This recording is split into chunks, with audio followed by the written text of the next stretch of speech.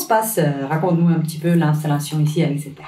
Bon, on est super bien installés, on a bien pris nos marques depuis quelques jours qu'on est là, sous un grand soleil en Angleterre, ce qui nous a pas mal surpris. Mais non, on est hyper bien logés, on est dans des infrastructures hyper qualitatives, on a le terrain à 2 pas de l'hôtel, donc c'est vraiment génial pour s'entraîner, et donc on est très très bien. Vous n'avez pas encore eu le temps d'explorer un tout petit peu la ville? Non, on n'a pas eu l'occasion, mais peut-être qu'on a une journée off demain, et on va peut-être pouvoir profiter pour découvrir un peu la ville, puisqu'au final, on est un peu cloisonné ici dans cet hôtel, et on voit pas grand-chose de l'extérieur, donc ça va être une belle opportunité. Tu vois pas grand-chose, mais en même temps, il y a l'environnement qui est assez calme. Est-ce que c'est quelque chose que toi, t'aimes bien, et aussi c'est bien pour l'équipe? À quel point est-ce que c'est bien pour l'équipe? C'est sûr que autour c'est beaucoup de champs, de l'agriculture. On sent que voilà, on est au fin fond de la campagne en Angleterre. Mais bon, c'est reposant, c'est calme, et c'est sûr qu'il n'y a pas de distraction. Voilà, on est concentré sur notre rugby et l'hôtel, et c'est bien aussi d'avoir l'opportunité de sortir un peu, parce que rester tout le temps au même endroit toute la semaine, je pense qu'au bout d'un moment on pète un plomb un peu. Donc là c'est cool, ça va être un peu des deux.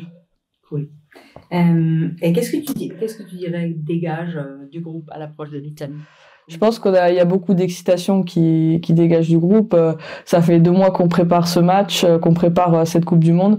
À un moment, on a juste envie que ça commence et ça se lance, et donc on est toutes hyper excités à l'idée de jouer ce premier match, de montrer ce qu'on vaut dans la compétition, de lancer la compétition. Voilà, ça fait 3 ans qu'on en entend parler, qu'on y pense depuis.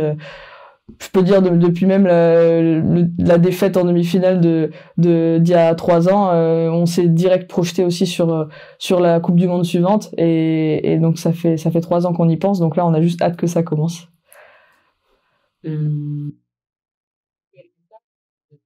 ce premier match?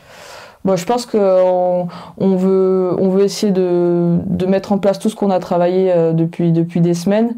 On veut corriger forcément le match de préparation, qui est vraiment pas à notre image, mais c'était un match de préparation, et c'était voilà, il faut aussi mettre les choses en place.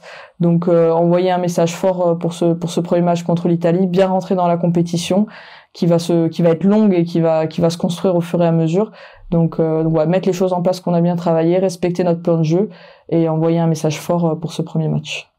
Même si tu n'étais pas sur le terrain contre l'Angleterre, on apprend toujours quelque chose des matchs. Oui. Qu'est-ce que vous avez appris pour cette Coupe? Non, c'est sûr qu'on apprend toujours. On a vu les domaines dans lesquels on avait eu des difficultés, les domaines où on était plutôt satisfaite de ce qu'on avait travaillé.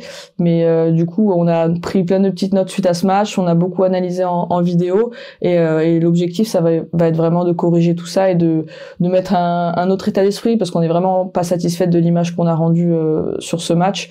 Mais encore une fois, c'est un match de préparation, et voilà, il est là pour ça. Et maintenant, on bascule sur la compétition, et voilà, renvoyer une autre image que ce qu'on a produit, et ramener une belle victoire contre l'Italie, c'est l'objectif. Commencer fort à un mondial, c'est quoi pour toi? Un mondial? Bon, c'est une compétition exceptionnelle.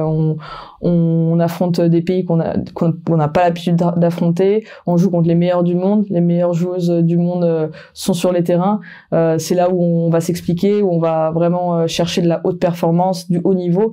Donc c'est hyper excitant en tant que joueuse de pouvoir jouer ça. C'est un rêve de gamine de pouvoir les jouer aussi.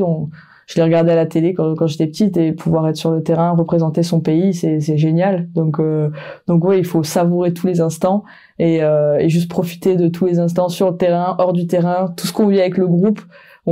Ça fait 3 mois qu'on vit ensemble. Les semaines de compétition sont longues, donc faut juste profiter tout ensemble, et se créer des souvenirs à vie. C'est l'objectif. Hors du terrain et sur le terrain, où est-ce que tu as ton rôle dans l'équipe? Je pense que c'est important d'être impliqué dans les deux. hors et sur le terrain. Moi j'aime bien hors du terrain mettre l'animation et bon amener de la bonne humeur, faire rire tout le monde. Je pense que c'est hyper important aussi, et moi je m'amuse comme ça, et c'est ma manière d'être. Et sur le terrain, il faut ramener aussi ce côté un peu sérieux du fait de l'expérience qu'on a et du fait qu'on est cadre dans l'équipe, on doit aussi pousser les autres à s'entraîner plus dur, être un exemplaire aussi sur le terrain. Donc il y a plein de choses qui rentrent en compte aussi pour amener l'équipe vers le haut.